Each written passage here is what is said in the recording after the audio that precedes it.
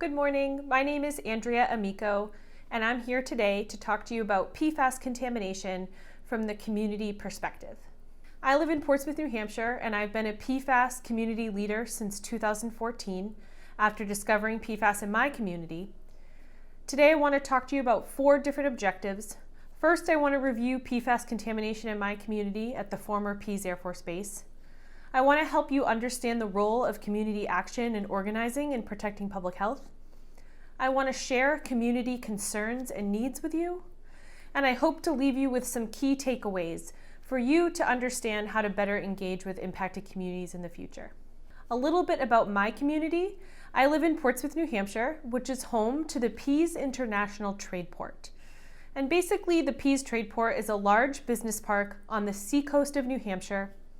It was developed in 1991 after the closing of the former Pease Air Force Base, and it's currently home to about 250 different businesses. It's made up of a daycare center, medical office buildings, software engineering companies, community colleges, a golf course, and many more things. And we have 3 municipal wells that supply the drinking water to the Pease Tradeport. And this brings in about 10,000 people a day to work or attend daycare or school. So it's a pretty large trade port. It's a big economic hub for this part of New Hampshire. And it's still currently home to an international airport. And there's also an active Air National Guard that remains open to this day. A little bit of history about Pease as an Air Force base. So it was open as a base from 1956 to 1991 as a Strategic Air Command Center. And it's a large area. It's about 4,300 acres of land. And as I said, there's 3 wells that supply the drinking water. It closed in 1991 as an Air Force base, and that's when the Tradeport started developing. But it's also important to note that in 1991, Pease was classified as a Superfund site. And prior to PFAS being discovered in 2014, it was still an area that had contamination that was being actively monitored and remediated. And there's been a lot of work done at this particular site over the last 30 years. So how did I get involved in PFAS contamination? Well, in May of 2014, I read a newspaper article that had identified high levels of PFAS found in the drinking water wells at Pease. That immediately concerned me because my husband was working for a business at Pease, and my 2 small children were attending a daycare center, which was also located on the Pease Tradeport. So immediately my heart sank when I learned about this contamination, and I was even more concerned because I had never heard of PFAS. I didn't know what they meant or what health effects were associated with them, and so it left me feeling very hopeless and helpless and scared. I learned that all 3 of the drinking water wells had detectable levels of PFAS, but there was one well in particular, the largest well, was the most heavily contaminated, and that well was shut down immediately. And I also learned that the source of PFAS contamination at the former Pease Air Force Base was AFFF, or aqueous film-forming foam, which I have since learned that Pease is not alone and is one of hundreds of sites across the country at military installations that have been impacted by PFAS from this particular firefighting foam. So what did I do? Well, I took that anxiety and that worriedness that I felt and that helplessness that I felt and decided to take action. And so I helped co-found a community action group called Testing for Pease. And you'll see in the picture here, it's comprised of myself and 2 other women, 2 other moms who also had children at the daycare centers at Pease, Elena Davis and Michelle Dalton. And together in 2015, we formed Testing for Pease with the mission of being a reliable resource for education and communication, and also to advocate for a long-term health plan on behalf of those harmed by PFAS water contamination at the former Pease Air Force Base. So all of our children had been exposed. Elena and Michelle had also worked at Pease, and they had personally been exposed as well. So this was a very important issue to us. It had touched our families very closely, and in their case, actually, it also affected them as individuals. I'm really happy to say that our advocacy paved the path and has allowed us to see many accomplishments and actions taken in our community to help bring more answers and to stop our exposure. So one notable accomplishment that we had early on is we were successful in advocating for a PFAS blood testing program for our entire community, and that was provided by our state health department. And between 2015 and 2018, about 1,800 people participated in that blood testing program. And it was there, unfortunately, that we learned that our community had high levels of PFAS in our body, which was very concerning and left us with even more questions and concerns. We were also able to advocate for filtration of the 2 wells that remained open and online, the drinking water wells that had low levels of PFAS in them. So we were happy to see the Air Force pay for filtration in the fall of 2016.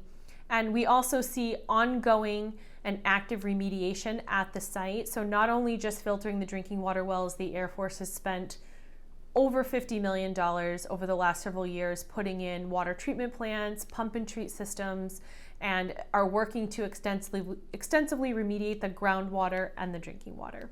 In terms of addressing our health questions and concerns, because our blood test results came back elevated, we were able to engage with ATSDR, a federal health agency known as Agency for Toxic Substances and Disease Registry. It was initially through them that we had a feasibility assessment that identified health studies would be feasible in the Pease community, given our elevated levels in the drinking water and the elevated levels found in our blood. And it was there that we were able to form a health study, not only for Pease, but also pave the path for a multi-site health study through ATSDR, where 7 other communities across the country are also going to be participating in a national PFAS health study. And the groundwork and the advocacy for those studies started at Pease in the work that we did.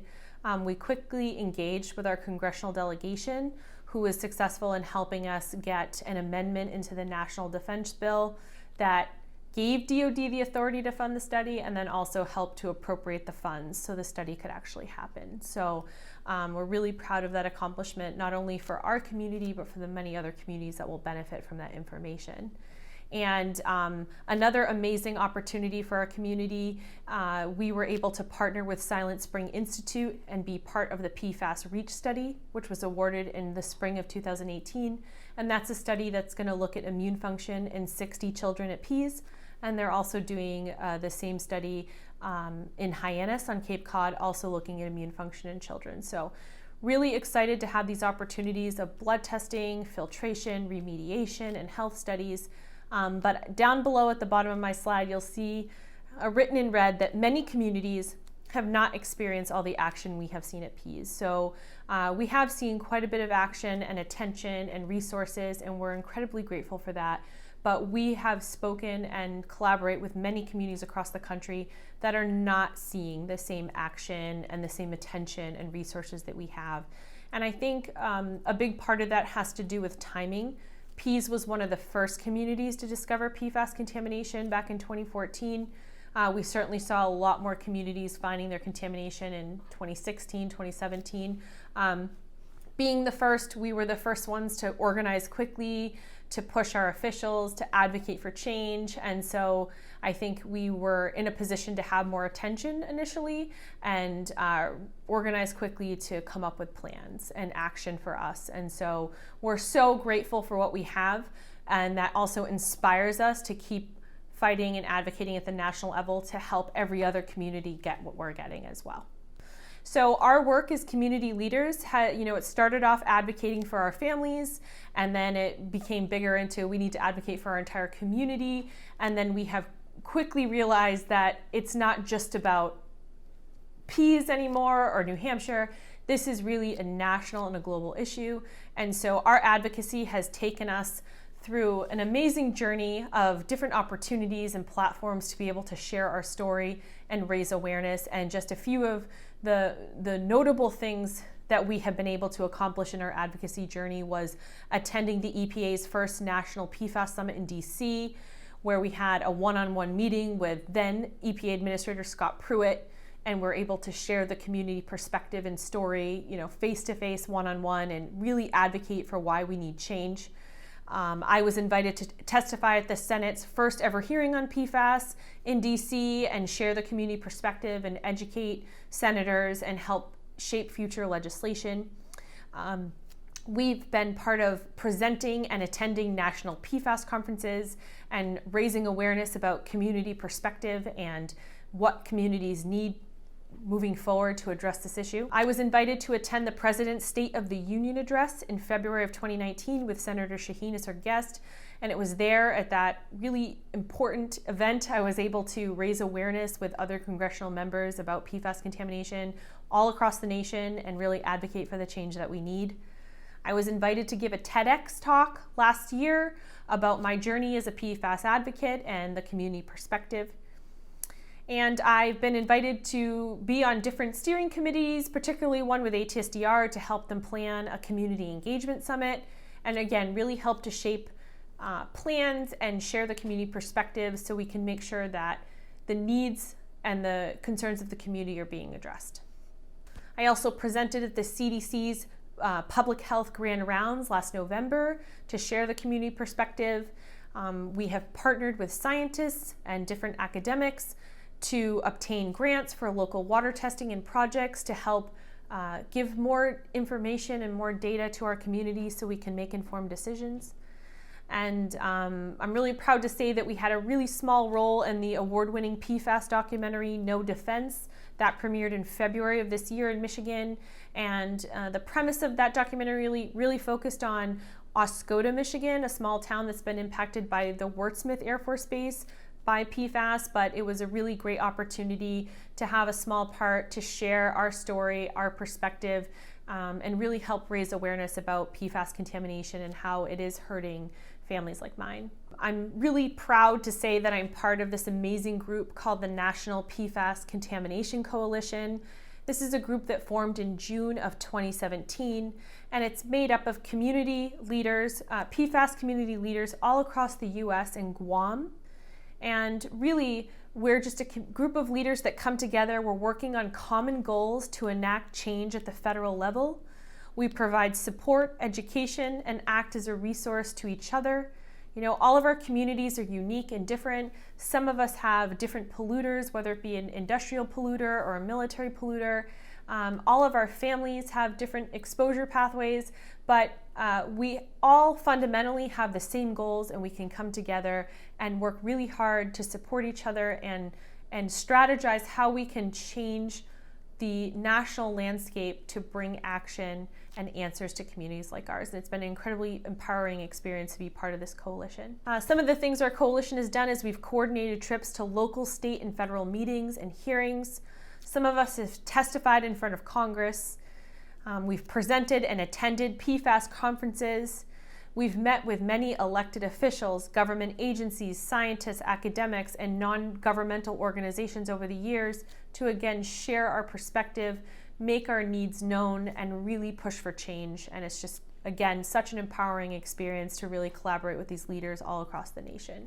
But in working with all these other community members, it's helped us to identify the challenges and concerns that impacted communities are facing every day with known PFAS exposure.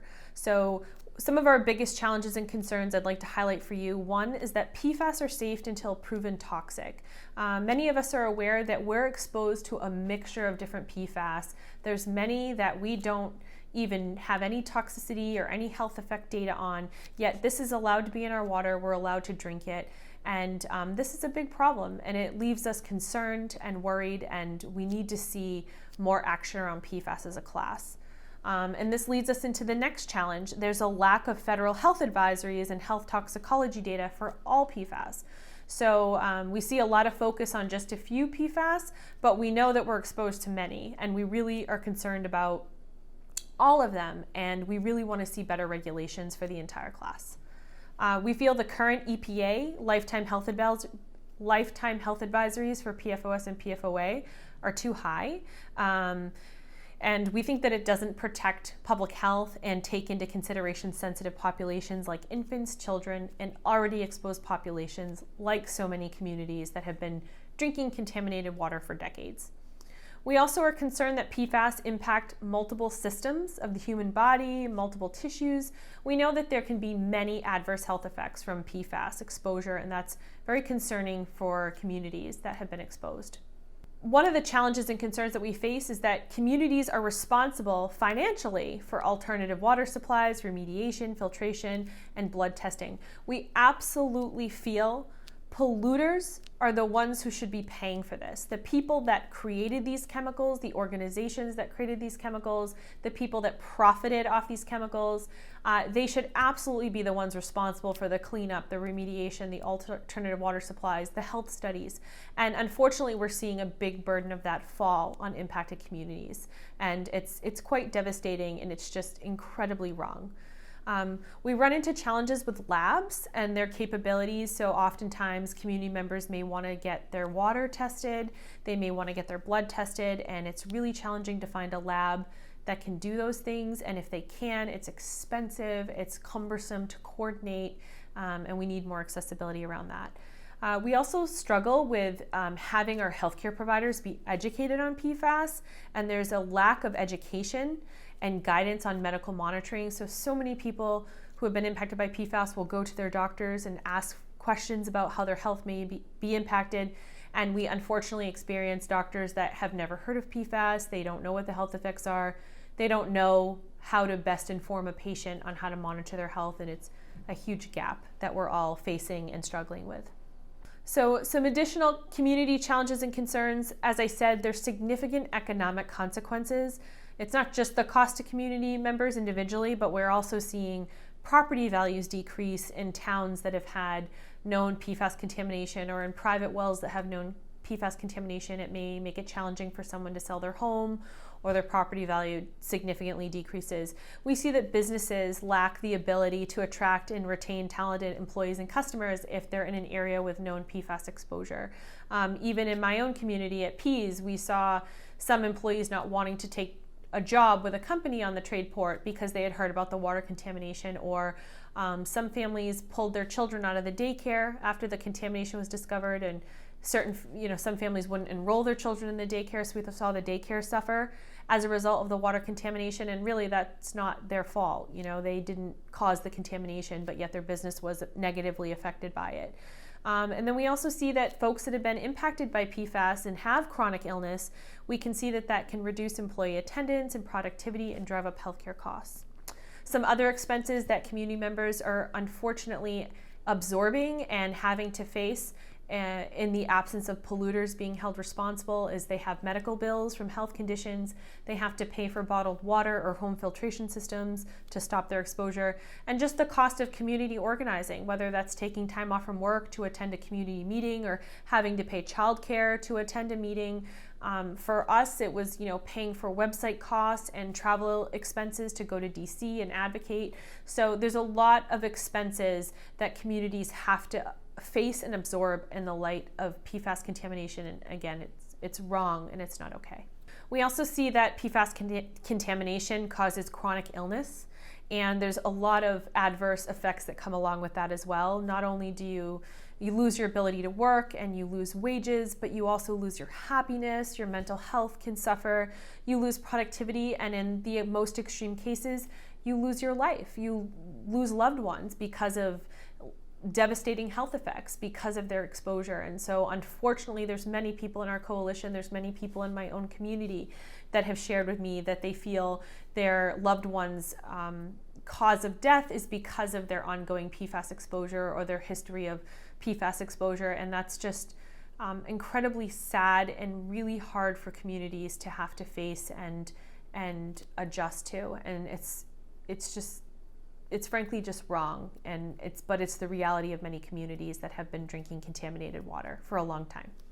So overall, our challenges and concerns is that we're often not seen as stakeholders. We're not given a seat at the table, and this is a big challenge because it doesn't allow us to express what we feel is the most important issues and what action steps we'd like to see taken. We see a lack of transparency from our government. We don't always get all the answers, or we find that information is minimized. Inconsistent responses. So again, living in New Hampshire, we just sent some MCLs, regulations for PFAS. There's other states around us that aren't setting regulations. There's other states that are setting different regulations. So as a community member, it can be really overwhelming to see different inconsistent responses all across the country and wonder which one's correct and what level of PFAS is safe when 5 different states are coming up with 5 different numbers. Unfortunately, we're seeing ongoing exposure because contaminants are unregulated. As I said, most of us have mixtures of PFAS in our water, and there's only advisories on 2 of them. Data is not made readily available to us, so some communities are better than others, but it sometimes can be really difficult to obtain data about your public drinking water system, or again, if you have a private well. We find that impacted communities do not have the resources to engage in independent technical support. So PFAS contamination can be really complicated. It's, whether you're thinking about the remediation and the cleanup side of things, or the toxicology and the health effects side of things. If people aren't used to thinking about these things or reading scientific studies, it can be really overwhelming, and it can be hard for communities to find scientists or people that they can trust to help them interpret the data. And again, as I've said, communities rather than polluters are really bearing the brunt of these financial costs, and we absolutely feel that polluters must pay. It is not the burden of innocent communities who have been contaminated without their consent or polluted without their permission, and they have to pay the cost. It's just so incredibly wrong, and we must do more to put to hold polluters responsible and make them pay for the contamination that they caused. So what do we need? We talked about our challenges and concerns. What do we need? Impacted communities need PFAS to be classified as a hazardous substance. That will create legal pathways and funding opportunities to hold polluters responsible and to bring action and remediation to communities at a very quick pace. And so that's critical. We also want PFAS to be treated as a class, not one by one, not just a handful. We want PFAS regulated as a class, and we want a federal MCL, maximum contaminant level, of 1 part per trillion. We feel this is the most protective stance, and this will protect public health in vulnerable populations. We want to see our country move away from fluorinated firefighting foams, and we want non-fluorinated firefighting foams. We see other countries doing this. We know that we can do it here as well. We do not want the introduction of any more PFAS into our environment, and unfortunately, we know that the EPA is still approving PFAS onto the market. Even though we have more than 5,000, we certainly don't have a good handle on the health effects, and we have many communities that have been impacted, yet we still allow more PFAS to be introduced. We need to stop the introduction of new PFAS until we can get a better handle on cleanup, infiltration, and health effects. We need to establish medical monitoring guidelines and provide outreach to physicians. People need answers. After they've been exposed, they want to know what they can do to protect their health. We need our physicians to have information and plans that they can follow to help communities. And we need to improve our lab analytical methods to test for many different more PFAS than they currently can in water and blood, and we need to make those more accessible and more affordable. Other community needs is we want public health to be prioritized when making critical regulatory decisions, not costs, not legal ramifications for polluters. We want public health to be the top priority when making regulatory decisions, and so far we haven't always seen that be the forefront in the motivation for regulations. We want shortened response time on taking meaningful action. We're seeing it take years for filtration to be put in place, remediation, health studies to get up and running, and then to interpret the data. We need meaningful action now. We want all products containing PFAS to be labeled. So we know that PFAS are in many different consumer products, whether it's furniture or food packaging, clothing, firefighting foams. We feel that consumers need to be informed, and PFAS labeling should be mandated. We need more resources to our states to fund testing and cleanup and community response. Our states are seriously lacking the resources they need to put a coordinated and comprehensive effort in place. And we need community members to be seen and valued as critical stakeholders by including us in meetings and asking for our input on important decisions. So one of the things we like to say in our coalition is nothing about us without us. And if you don't remember anything from my talk other than that I would be happy. You know, nothing about us without us. Like, the people closest to the problem are the people who are going to have the solutions. You can't come up with a problem. You can't come up with a solution for a community and not include the community. So please don't forget that. We should always have a seat at the table. We should always be given a voice to express our concerns, our needs, and the actions we want to see taken. So key takeaways. I'm going to leave you with 4 key takeaways, you know, as you progress in your scientific career and you work with impacted communities, especially those impacted by PFAS, but these takeaways will apply to any environmentally impacted community. So number 1, environmental contamination has significant emotional and psychological impacts on communities. Please be sensitive and compassionate. So this is a really stressful time in our lives. This brings a lot of anxiety and fear and anger and frustration. We need to work with people that show some compassion and sensitivity. You know, it might be your job to come in and assess this from a scientific approach, but don't lose perspective that these are real people and they're dealing with real emotions. Number 2, community members have different levels of education and understanding of complex environmental issues. Please explain things in simple terms and be prepared to repeat your answers. Now, that doesn't mean that community members aren't smart or they can't comprehend complex information, but just understand that not everybody in a community is a scientist. They're not going to understand all the background on PFAS and the multiple aspects to PFAS. So just be prepared to break it down. Be prepared to have multiple conversations. Sometimes things take time to sink in, or people hear some information, do some research, and come back with follow-up information. Just be patient, simplify, and help to educate us. The third key takeaway is transparency, collaboration, and access to accurate information is critical in gaining trust from the community. Please be honest, sincere, and open. We understand that scientists, that the government, you're not going to have all the answers. We know that, especially with PFAS. The science is evolving, but be honest about what you know and be honest about what you don't know. It's okay to not have all the answers, but it's not okay to not be honest. It's not okay to minimize science. It's not okay to minimize people's fears. And so the key to gaining trust, which is absolutely critical in having a collaborative relationship with the community, is open, honest, and transparency. And I can say that once the trust is broken down, it's almost impossible to gain back with the community. So really focus on building trust from the beginning and just being honest. And the last takeaway, community members are key stakeholders in environmental issues and should have a seat at the table in planning for future action. So please don't lose perspective of the people that are most personally impacted by the environmental issue. Again, nothing about us without us. And you know, I often have seen in my advocacy, government agencies or government officials, they can work, and even scientists, they can work very siloed. They can be very narrowly focused on what they're doing. And sometimes they lose perspective about the bigger picture. They lose perspective that their work is actually helping to inform a greater community or to bring action to a greater community. So again, value the community input. Don't assume you know what our needs are or what we want. Actually invite us to the table to be part of those conversations and be part of the discussions.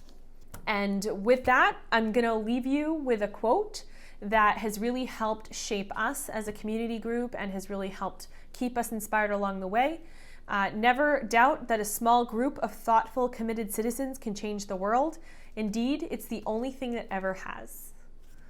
I really appreciate your time this morning, and I look forward to being on a panel a little bit later to answer any questions that you might have. Thanks.